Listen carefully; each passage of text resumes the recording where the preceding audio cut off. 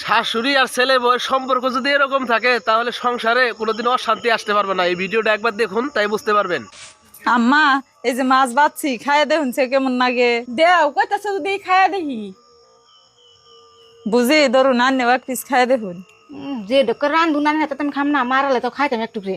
ও বুঝি না খাইলেন? আম্মা মাছ বাজা কেমন হয়েছে খোঁজ করলাম, আনি তো কইলেন না কিছুই। বউ আজকে মাছ বাছ তো হেরম স্বাদ হয়েছে, ঘরে নিয়ে থিয়ে দাও গা, ভাত দেখামনি পেট ভইরে। ও মা থুয়ে দিকে যাও।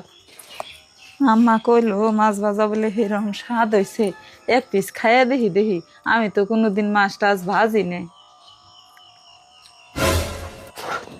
এনে মাছ ভাজছি নুন দিয়া না একবারে শেষ করে হেল দিছি, তাও খাইয়া আমার শাশুড়ি কইলো যে কি রকম স্বাদ হয়েছে। ও সময় আবার ফোন করলো কেরা? ও বিয়ান ফোন করছে। হ্যালো বিয়ান। কোন বিয়ান, ভালো আছুন? আল্লাহ আঙ্গ মা বান ফোন করছে। আমি তো কাম কাজ অত ভালো করে পারি না। আমার হরি কি আঙ্গ মাঠে দুনিয়ামি করে নিহি। আল্লাহ ভালো রাখছে বিয়ান, তা কি মনে করে ফোন করছুন? কি মনে করে আর ফোন করুম বিয়ান, আমার একটা মেয়ে কোনদিন তো কাম টাম করাই নাই, এখন কেমনে করে আবার কাম টাম করে, একটু যদি ভুল হয় আপনি একটু হিকে টিকে নন জানি। বিয়ান আন্নের যে কথা, মেয়ে সব কামই পারে। আজকেও মাছ বাচ্ছে যে সাত করে কোনো কামই মেয়েরে হিকে দেন না কেনা।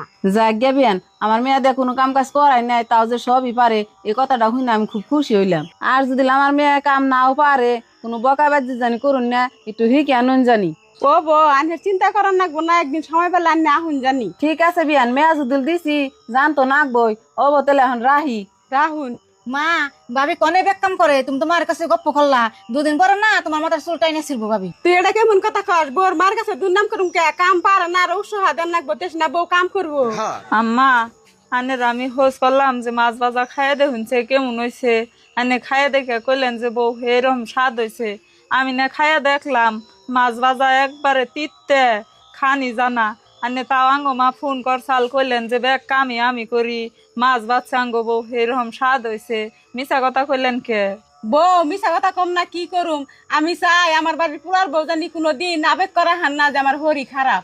আর তোমার দাদি হরি আমার জ্বালাইছে, আমি জানি হরির জ্বালা কত জ্বালা। হেজুনতে আমি হেসুমকে কইছি যে আমি যদি কোনোদিন পোলা বিয়ে করে আমার পুরার বউরে কোনোদিন জ্বালাম না।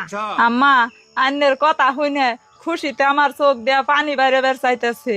আমি কোনোদিন ভাবছিলাম না যে আমার কপালে এত সুন্দর একটা হরি পামু।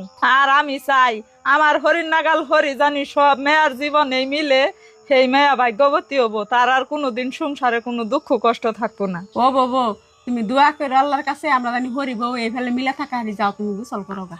ও বৌমা আমি পানি উঠাই গা হুনাই গোসল দিবেন নি।